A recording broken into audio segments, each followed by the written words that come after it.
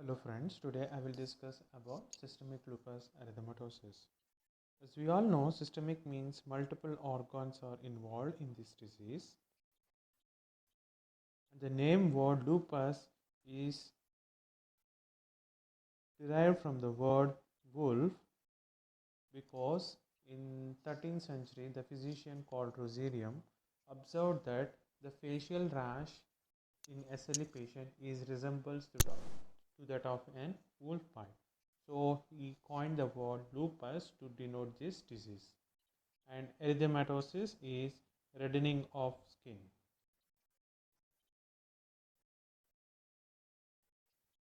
Basically, SLE is a systemic autoimmune disease characterized by lupus rash, and it is a disease of unknown etiology. Let's discuss the pathogenesis. As I already mentioned that it is an autoimmune disease. The genetic, environmental, age factor and also sex of the patient influence the causation of the disease. So what are the genetic factors? Firstly, the presence of HLA molecules HLA-DRB1, DR3 and DQA2. Secondly, deficiency of complement factors like C1, Q or S, C2 and C4, and also presence of TREX1 mutation. Normally the TREX1 is involved in the degradation of DNA.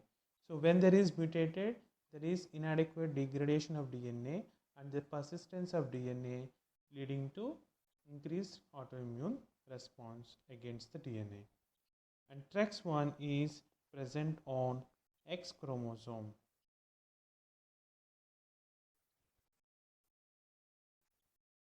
So coming to the environmental factors, we all know UV light is a very important factor for photosensitivity and SLE. The other factors are current smoking. Current smoking is also significant risk factor for SLE. And crystalline silica, especially the farmers who are exposed to silica while farming are also highly susceptible to develop SLE. And drugs like oral contraceptive pills and infections like Epstein-Barr virus.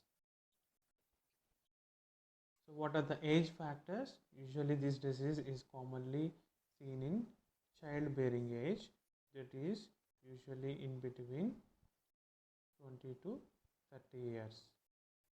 And SLE is most commonly seen in females, and femaleness is a risk factor to develop SLE. The male is to female ratio is 1:9. So the interaction between the genetic and environmental and age and sex of the patient influence the disease causation and progression of the disease. So normally not every person will develop this disease, only the genetically predisposed persons will develop the disease. And these environmental factors, age and sex, influence the onset and progression of the disease. Let me explain with the help of a genetically predisposed person. And when he is exposed to the sun, because of UV light, we all know that UV light causes damage in our skin cells. This is a skin cell. If it is get damaged and release lot of antigens, right? But because our body recognizes these antigens as self antigens, there will be no immune response. But in genetically predisposed persons, what happens is, because of failure of recognizing them as self antigens, the immune system recognize these products as foreign antigens and starts to develop immune reaction against these antigens. This is the dendritic cell, which is an antigen presenting cell. This dendritic cell present the autoantigens to CD4 T cells. CD4 T cells which get activated and release cytokines to stimulate the plasma cells to produce large number of antibodies. Okay, these antibodies combine with antigens to form antigen antibody complexes. These goes into the circulation and gets deposited in various tissues and activate the complements from C3 to C3A, which is an anaphylatoxin, and it stimulates the secretion of various cytokines and chemokines from the local T cells, leading to inflammatory reaction in the local organs. The organs could be skin or kidney or CNS system or heart. Any kind of system is involved in SLE patients, leading to various clinical manifestations. This is how the SLE occurs in a genetically predisposed persons, and it is very essential to know the concept behind the disease causation to know the management. Coming to the clinical features, most of the patients present with constitutional symptoms like fever, malaise, fatigue, weight loss and anorexia. All this because of chronic inflammatory state in these patients. Coming to the musculoskeletal system, it is the most common involved system in SLE. Okay. The patients usually present with intermittent polyarthritis involving both the small and large joints, and any type of joint can be involved. And usually the joint deformities are uncommon in these patients. Unlike rheumatoid arthritis, where joint deformities are common, they are very rare in case of SLE. This is because the erosions are not common in case of SLE, and they are seen in only 10% cases in X-rays. Okay, but with the help of ultrasound, it can be seen in 10 to 15 patients, 10 to 50% of patients with the help of ultrasound. And the presence of erosions is not a classical feature of SLE, and we should think of other arthritis, especially the rheumatoid arthritis. If the patient is having ARIA features as well as SLE features with erosions, predominant erosions in the joints, it is called rupus. Patients usually present with myalgias rather than frank myositis. Frank myositis is relatively less common in SLE patients. How we can differentiate? Both the conditions have muscle pain, but in myositis, the CPK and LDH are elevated. Okay, whereas it is normal in case of when the patient is having only myalgias without any inflammation in the muscle. And the muscle weakness in SLE patients is because of SLE per se, or it could be due to usage of drugs like steroids. Glucocorticoids are known to cause muscle weakness. Coming to the cutaneous manifestations, it is of three forms: acute cutaneous SLE, subacute cutaneous SLE, and chronic cutaneous SLE. In acute cutaneous SLE, the most common acute SLE rash is a butterfly rash with sparing of the nasolabial folds. Okay, these are the nasolabial folds. See, you can see there is no rash in this nasolabial fold region here, and Involvement of nasolabial folds is seen in seborrheic dermatitis, whereas they are characteristically spared in butterfly rash or malar rash of SLE. The SLE rash is characteristically photosensitive, slightly raised erythema is present, and which is on the face, particularly the cheeks and the nose, which looks like a shape of a butterfly, hence it is called butterfly rash. And this type of rash can also be seen on the ears, chin and V region of the neck and chest, upper back and extensor surface of the arms. Coming to the next manifestation, which is subacute cutaneous lupus erythematosus. Usually it is seen as scaly red patches which is similar to psoriasis, or a circular flat red rimmed. You can see the flat red rimmed lesions, and these lesions are extremely photosensitive in contrast to the psoriasis. These lesions are similar to psoriasis, but the difference between psoriasis and subacute cutaneous lupus erythematosus is the rash in subacute cutaneous lupus erythematosus is exquisitely photosensitive, that is extremely photosensitive, whereas in psoriasis the photosensitivity is absent. And also one of the characteristic feature of this disease is the presence of anti-Ro antibodies.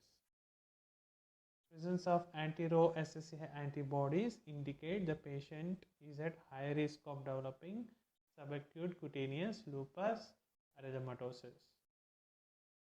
The other cutaneous rashes include chronic cutaneous SLE, and this is also called discoid lupus erythematosus. It is the most common chronic form seen in SLE patients. The lesions are roughly circular. See, you can see this is a roughly circular and raised and scaly. You can see the scales here. Scaly, hyperpigmented erythematous rims. You can see this is the hyperpigmented erythematous rims and depigmented atrophic centers. And also the dermal appendages are permanently destroyed in these rashes. Therefore, there is hair loss, which is called scarring alopecia, and there is a permanent damage. So there is scarring alopecia. This is permanently, the dermal appendages are permanently damaged. That is, hair follicles are lost, the sweat glands are lost, and everything is lost. So it causes permanent damage. So what are the other rashes that we can see in SLE patients? They are recurring urticarial rashes, lichen planus like dermatitis, and presence of multiple bullae is called SLE bullae, and paniculitis, which is called lupus profundus. The paniculitis is nothing but inflammation in the subcutaneous fat, okay, leading to multiple lumps over the skin. And SLE patients are also at high risk of developing both oral or nasal ulcers, and which may or may not be painful. Usually they resembles the aphthous ulcers.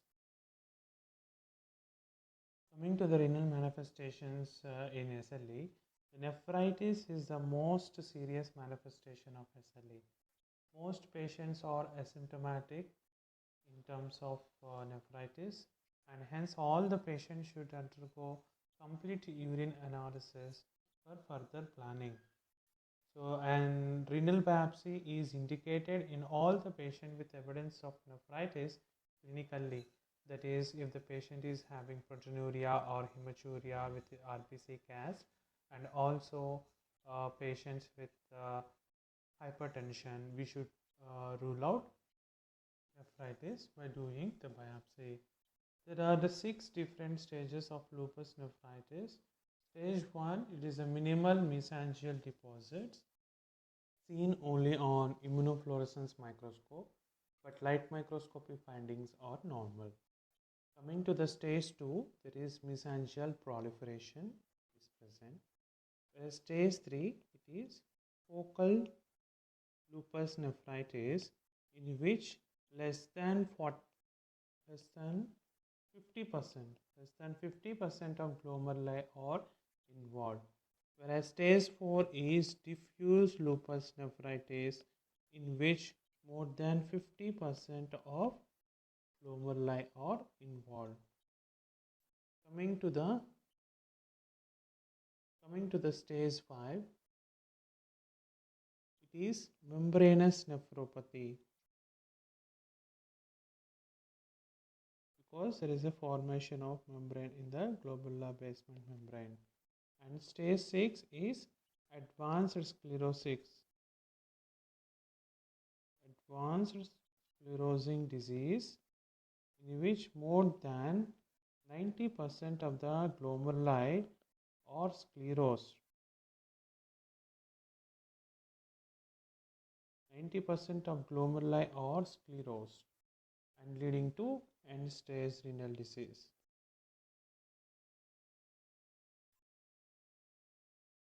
In stage 3 and stage 4, usually the patient will develop proteinuria, that is more than 500 milligram per 24 hours, and most patients will develop hypertension, and about 50% of patients may have nephrotic syndrome. If diffuse proliferative glomerulonephritis, that is stage 4, is not treated adequately, the end-stage renal disease will occur within 2 years. Remember, within 2 years, they develop end-stage renal disease, which requires renal replacement therapy. If renal replacement therapy is not given, the patient will die. Coming to the CNS manifestations, the most common manifestation of diffuse CNS lupus is cognitive dysfunction. That means these patients have difficulty with memory and reasoning. Headache is common in SLE patients, and if it is mild, it should be differentiated from migraine or tension type of headache.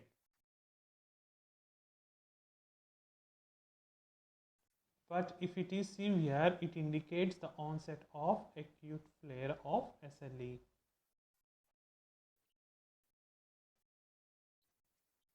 Psychosis is also seen in patients with CNS lupus, and it should be differentiated from glucocorticoid induced psychosis, which is commonly seen in patients when they are treated with more than 40 milligram of prednisone per day, or patients with a high dose methylprednisolone therapy. They are at a high risk of developing steroid induced psychosis, which is subsided with the stoppage of treatment. Myelopathy, it is not so rare, not a rare complication, but it is a grievous complication, and the therapy should be initiated with high dose corticosteroids. In SLE patients, both central nervous system and peripheral nervous system manifestations occur, but in the CNS system, if the disease process is diffuse, the treatment should be immunosuppression, that is high dose steroids. But if the disease is only due to vascular occlusive disease, then the treatment is antiplatelets and anticoagulation. Like for example, if the patient is having antiphospholipid syndrome with intravascular clots, we give antiplatelets and anticoagulation. SLE patients are at increased risk of stroke because of antiphospholipid antibody syndrome, or because of vasculitis, local vasculitis causing infarction, or embolic phenomena leading to cerebrovascular accidents. These emboli are from fibrinous vegetations of Liebman-Sack endocarditis.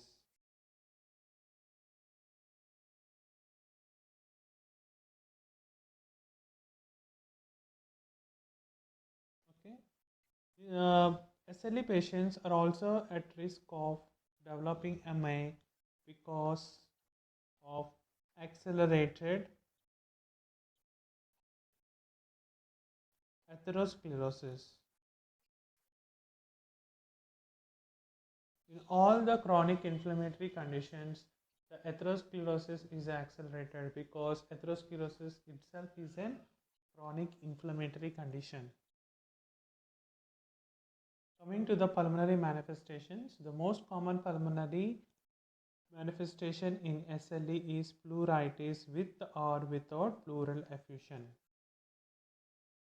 If the pleuritis is mild, we should give NSAIDs. If it is severe, we can give steroids. The other pulmonary manifestations are pulmonary infiltrates because of inflammatory exudates, and which can in long term leads to fibrosis and respiratory failure. The other manifestation of SLE is shrinking lung syndrome. It is basically due to diaphragmatic weakness rather than shrinking of the lung, diaphragmatic weakness leading to decreased expansion of the lung, and on spirometry we'll see restrictive pattern of lung disease, that is low FVC, and FEV1 by FVC ratio is normal or increased. So other pulmonary manifestation is intraalveolar hemorrhages. The patient can present with massive hemoptysis, which if left untreated, it results in death of the patient. The other manifestation is pulmonary artery hypertension, which is relatively less common in SLE patients. Coming to the cardiac manifestations, the most common cardiac manifestation is pericarditis. The treatment is NSAIDs. However, the most serious cardiac manifestation is myocarditis and Liebman-Sachs endocarditis. Both these conditions needs immediate treatment with high dose corticosteroids.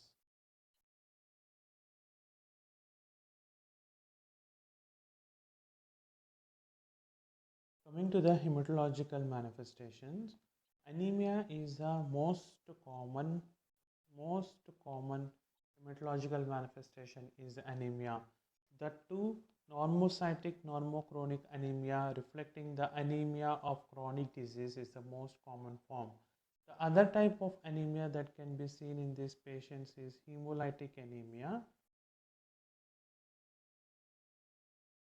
because of anti-erythrocyte antibodies, which can be detected with direct Coombs test.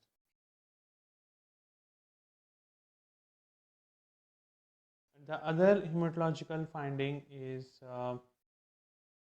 leukopenia, that is total leukocyte count less than 4,000. In SLE, there is characteristically lymphopenia is seen, but there is no neutropenia. Lymphopenia less than 1000 is characteristic feature of SLE, and neutropenia, also called granulocytopenia, is uncommon. Other thing is thrombocytopenia. If it is less than 1 lakh, it also seen as in one of the SLE criteria for diagnosis of patients, and it can lead to coagulopathy if not treated adequately. And usually patients with more than 40,000 platelets and no bleeding symptoms do not require any treatment.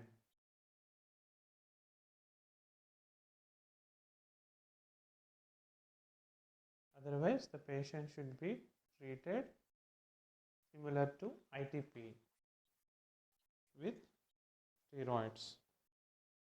Let's discuss about SLIC criteria, which is used to diagnose a SLE patient. So it contains both clinical and immunological criteria.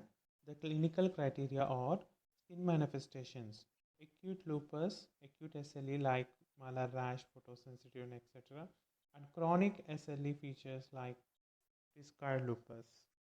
Okay, presence of either nasal or oral ulcers. Previously, only oral ulcers was mentioned in the criteria.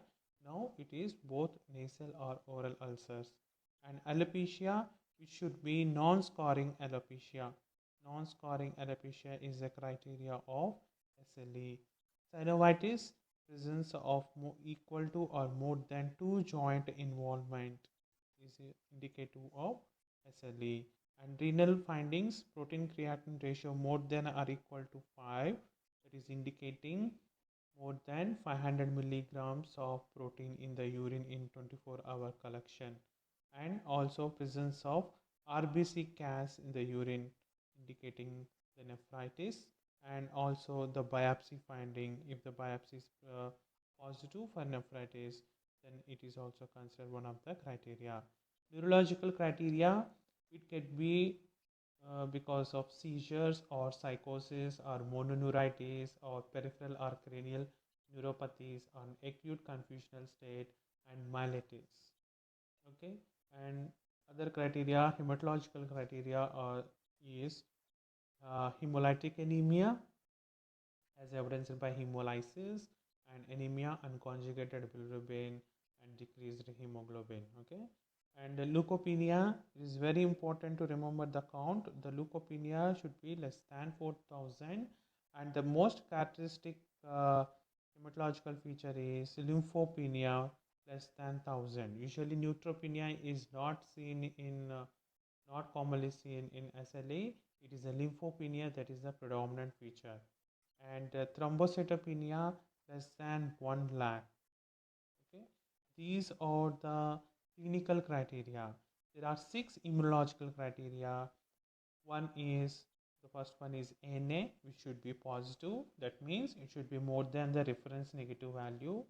And second one is anti-dsDNA, anti-Smith, anti-phospholipid antibodies, low serum complements, and positive direct Coombs The complements are C3, C4, CH50. Okay, and positive direct Coombs test. To call it as a definitive SLE, we need at least 4 criteria, and among which one should be clinical or one should be immunological.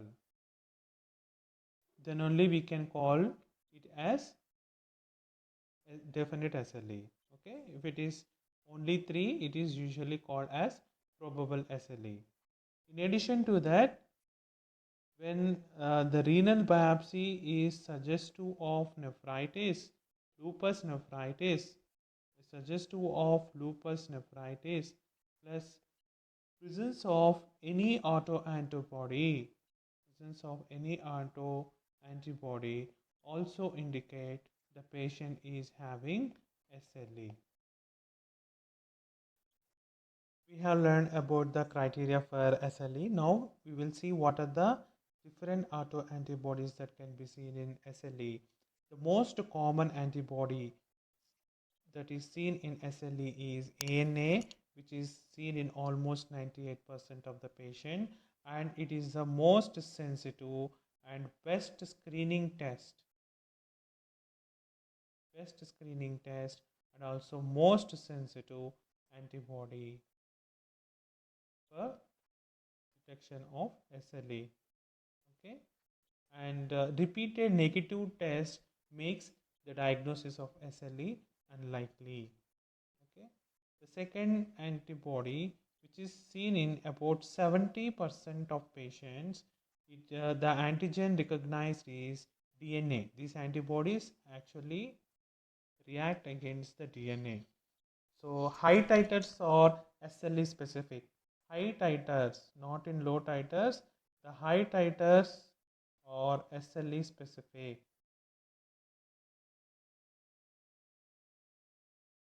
And it also correlates with the disease severity.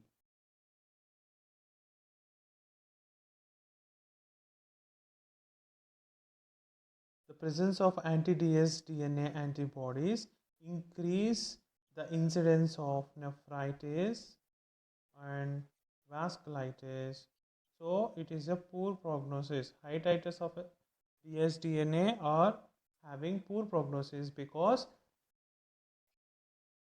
the presence of these antibodies increase the risk of nephritis and vasculitis. The next autoantibody is anti-Smith antibody, which is the most specific for SLE. Most specific antibody. Its specificity is almost equivalent to high titers of dsDNA, and there is no definite clinical correlation. No clinical correlation. No clinical correlation with anti-Smith antibodies. And most patients also have anti-RNP, and most common in black and Asians than whites. Antiphospholipid antibodies are seen in 50% of patients. Forgot to say that anti-Smith is seen in only 25% of patients. Coming back, antiphospholipid are seen in 50% of patients, and presence of these antibodies increase the risk of clots, both arterial and venous, but arterial clots more than the venous, and they also increase the risk of fetal loss and thrombocytopenia. It causes ITP, immune mediated thrombocytopenia. So coming to the other antibodies, anti-erythrocyte antibodies is seen in up to 60% of patients. It acts against the RBC membrane, leading to hemolysis, and this can be detected by using direct Coombs test. A small proportion develops over hemolysis.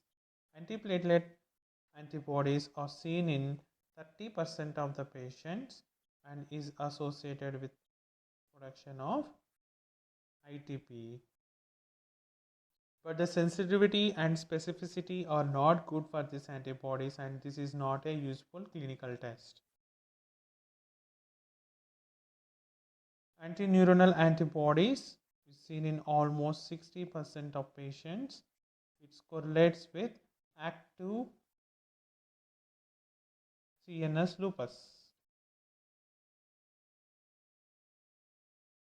A positive test in CSF correlates with the active CNS lupus in SLE patients.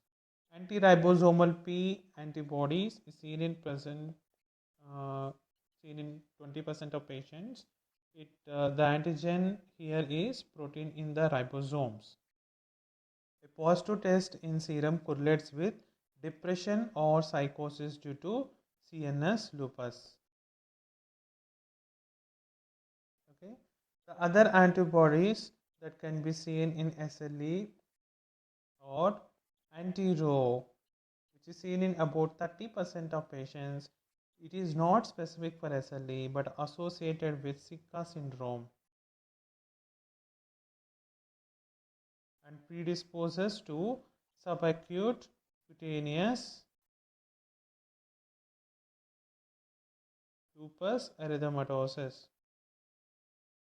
and it also predisposes the patients to develop neonatal lupus because these antibodies can cross the placenta and reaches the fetus and can produce congenital heart block, which can be life-threatening if not monitored and treated. So the good thing about this anti-Ro is the presence of this antibody decrease the risk of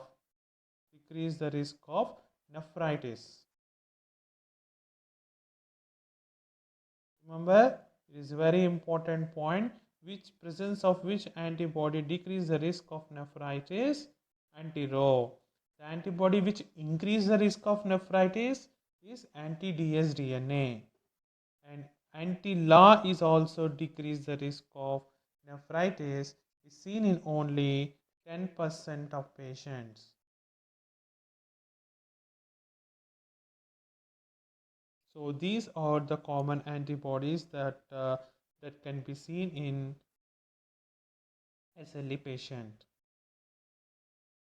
Once the diagnosis of SLE is confirmed, the next step is to treat the patient. So we should see whether there is any life or organ threatening condition is present. If the organ or life threatening condition is present, we should start the patient on high dose glucocorticoids, because immunosuppression with glucocorticoids is a mainstay of treatment, as it is an autoimmune disease, plus second agent. This second agent can be mycophenolate mofetil or cyclophosphamide.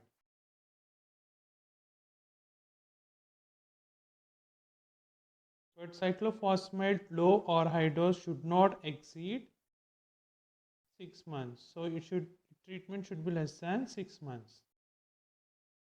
So after this treatment, if the patient get response or no response, if the response is present, taper dose of all the drugs, especially the glucocorticoids, and keep them at maintenance doses. If there is no response to high dose steroids and second agents, we can consider belimumab, rituximab, which is anti-CD20 antibody, calcineurin inhibitors like tacrolimus and cyclosporin, and experimental drugs.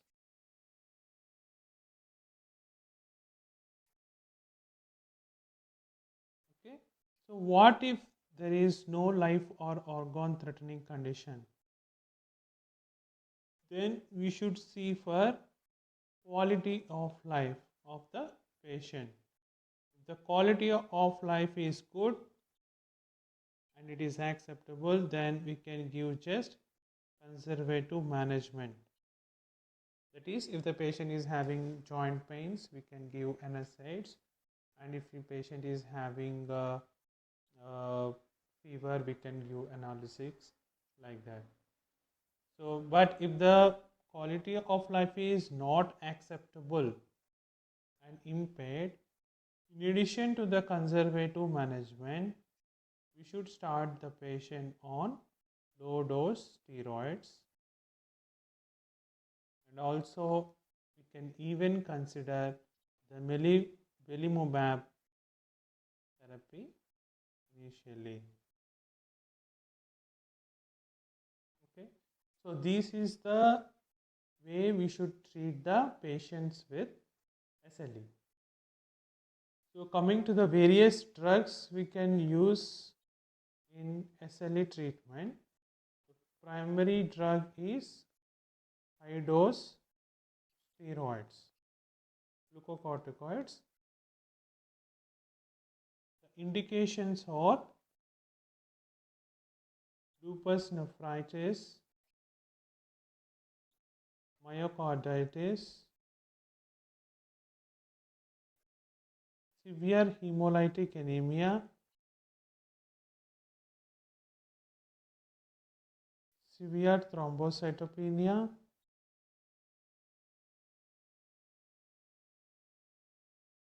and CNS lupus.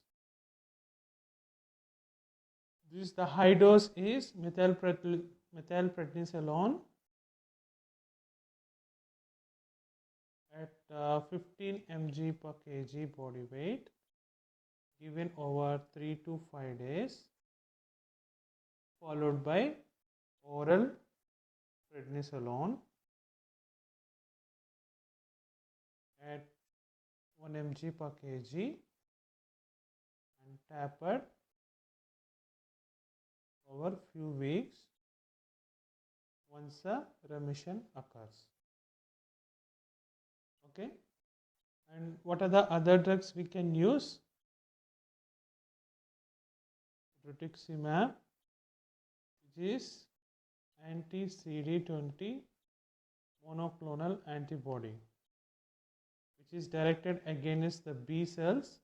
It kills the B cells, leading to decreased autoantibody formation by the plasma cells.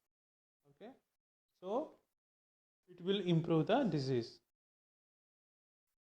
The next drug is belimumab, which is a monoclonal antibody directed against BLyS.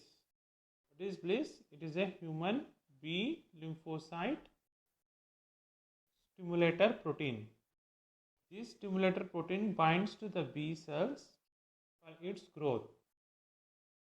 Okay, when BLyS is inhibited by this belimumab, there is no growth of B cells and the B cells will die, leading to decreased autoantibody formation and thus decrease the severity of the disease. Coming to the next drug, it is cyclophosphamide. As we all know, cyclophosphamide is an cancer drug which is also suppress the immune system. The side effects of cyclophosphamide are: characteristic side effect is hemorrhagic cystitis. It also causes myelosuppression. It also causes bladder cancer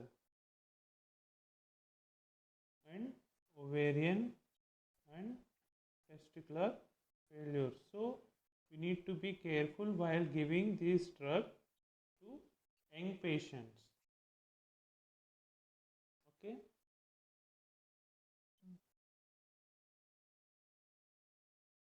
So now what is the other drug? MMF. It is mycophenolate mofetil. What are the side effects?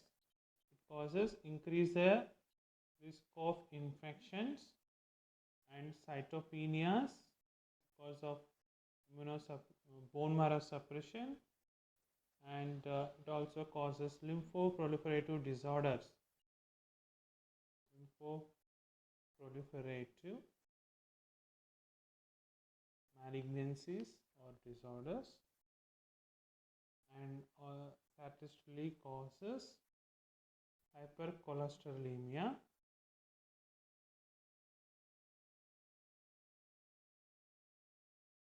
hypokalemia,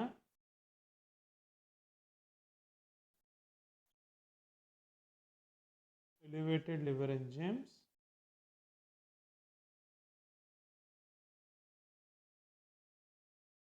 tremors,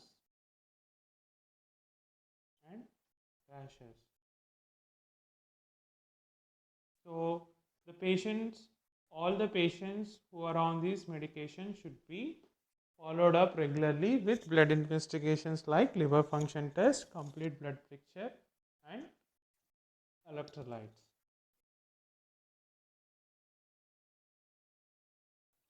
And in some cases, we can also use azothioprine. So, what are the side effects of azothioprine?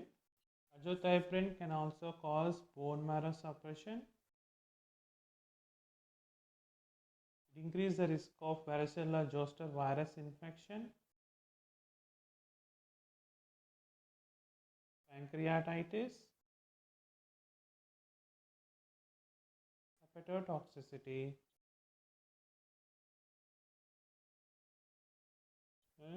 alopecia, and gastrointestinal intolerance. So these are the drugs that are commonly used in SLE. Let's do some MCQs. A 30-year-old female presented with alopecia to a dermatologist clinic. She also has pain in the joints for the past 6 months, for which she is on NSAIDs. However, there is no deformity and she has no hematuria or dysuria. Urine analysis reveals 3 plus proteinuria with granular cast. ANA was positive, RA was negative. What is the most likely diagnosis here? Well, we should look after the SLIC criteria if you are suspecting SLE because ANA was positive. So whether the patient is having joints, one clinical criteria is present. However, there is no deformity, and urine analysis reveals 3 plus proteinuria with granular cast. That is also one clinical criteria, and another clinical criteria is alopecia. So 3 clinical criteria with 1 immunological criteria, it satisfies the SLIC criteria. So the answer is SLE. In addition, you can also see there is no deformity in the joint. So it is also a characteristic feature of SLE. Usually in SLE there are no deformities because there are no erosions, whereas they are common in RA. Okay. And to call it as seronegative arthropathy, there are no other features like axial joints involvement or like that. And for MCTD, the Raynaud's phenomenon should be there to call it an MCTD, and the other criteria is not meeting MCTD. All of the following are known to cause drug-induced lupus, except. So, captopril can cause, simvastatin can cause, interferons can cause, but it is a tacrolimus. Let's discuss about drug-induced lupus. The clinical features of drug-induced lupus are almost similar to the SLE. That is fever, malaise, arthritis, serositis, and rashes. All the patients have ANA. All the patients have ANA, and most patients have characteristically anti-histone antibodies. Okay, but rarely they will have anti-dsDNA antibodies and decreased complements.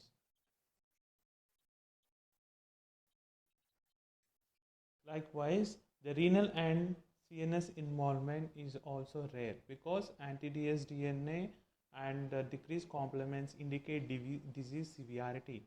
So these patients usually don't have anti-dsDNA and decreased complement. So these patients relatively have good prognosis, and usually this condition subside by stopping the offending drug. What are the offending drugs? Fruquinamide. It is the most common cause of drug-induced SLE, most common offender, followed by hydralazine. This is the second most common drug that can cause drug-induced lupus. The other drugs are isoniazid, chlorpromazine, D-penicillamine, which is a chelating agent used in Wilson's disease, methyl dopa, which is a drug of choice for hypertension in pregnant females. Vinidin, interferon alpha, possibly hydantoin, which is nothing but phenytoin, ethosuximide, and most importantly, OC pills.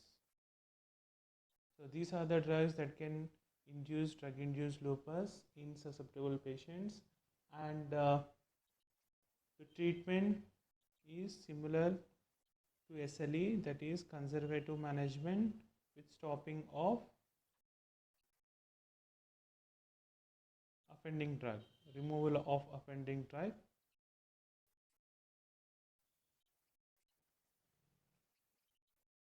And in severe cases, we can give steroids. Mostly the prognosis is very good. Usually on stopping of the drug, this patient usually recover and without any necessity of higher doses of steroids. To the third question, normal CRP with elevated ESR is seen in rheumatoid arthritis, SLE, scleroderma, or polymyalgia rheumatica. It is SLE. Characteristically, the CRP is normal, and if CRP is elevated in SLE, we should rule out infections. Okay, this is how we differentiate between SLE fair and infections. If in SLE fair the CRP is normal, the complements are low, whereas in infections the complements are normal and also the CRP is highly elevated, especially in bacterial infections. Coming to the next question, what is true about SLE in pregnancy? All are correct except. So increased anti-Rho and La implies low risk of congenital heart block. Wrong. It increases high risk. So this is wrong. Azathioprine can be continued in pregnancy is correct statement. HCQ has to be stopped if breastfeeding is planned. Okay. Disease worsens during pregnancy. Yes. What is the most common presentation of SLE? Whether it is arthralgia, non-erosive polyarthritis, butterfly rash, or autoimmune hemolytic anemia. So all these four features are common in SLE, but the most common feature is arthralgia. A young girl is admitted with joint pains and butterfly rash and positive urine proteinuria. The best test for further diagnosis is, see, the patient is having joint pains, butterfly rash, and positive urine proteinuria. So what is the diagnosis here? Yes, it is SLE. So what is the best test for SLE among the options?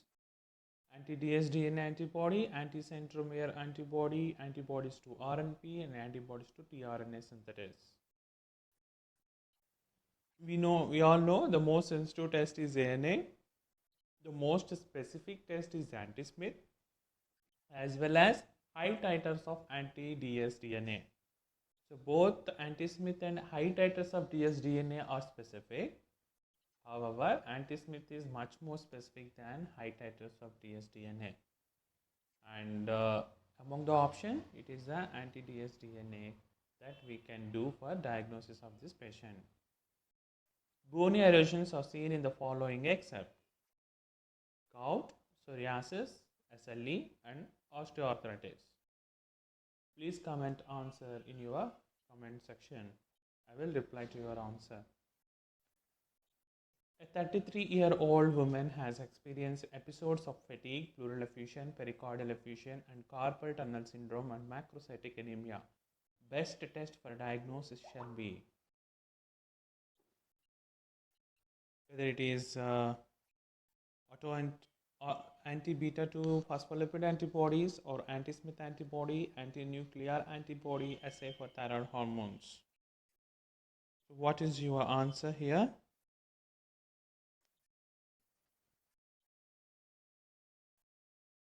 Let's read the question again. It is saying the patient is having fatigue, pleural effusion, pericardial effusion, carpal tunnel syndrome, and macrocytic anemia. So all these are features of what? In the options they have given antibodies. So assay for thyroid hormones is for hypothyroidism.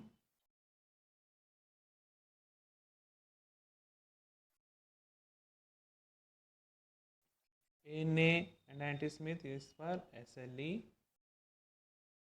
This for Apla syndrome. So which disorder is having all these manifestations? So Apla is unlikely. Coming to the SLE, yes, the patients, SLE patients can present with fatigue, pleural effusion, pericardial effusion. But what about carpal tunnel syndrome and macrocytic anemia? We already read in SLE, we see normocytic, normochromic anemia, which is the most common anemia, followed by hemolytic anemia. Okay. In hemolytic anemia, if the patient is having folate deficiency because of recurrent hemolysis, he can also have macrocytic anemia, but it is uncommon. But carpal tunnel syndrome is pointing towards the diagnosis of hypothyroidism. So answer for this question is assay for thyroid hormones. See, we can explain all the symptoms with hypothyroidism: fatigue, pleural effusion, pericardial effusion, carpal tunnel syndrome, and macrocytic anemia. So this is the best test for diagnosis for this patient. If the question is like if the patient is presenting with body pains or arthralgias and the patient is having pleural effusion, pericardial effusion, and hemolytic anemia, then the best test would be the anti-nuclear antibodies because it is the most sensitive to pick up the diagnosis, right? Okay friends, thanks for watching till the end of this video, and if you have any queries or if you want to give any constructive feedback, please mention it in the comment section. Thanks for watching. Please subscribe for more videos. If you have any queries or if you want to give any constructive feedback, please comment in the comment section.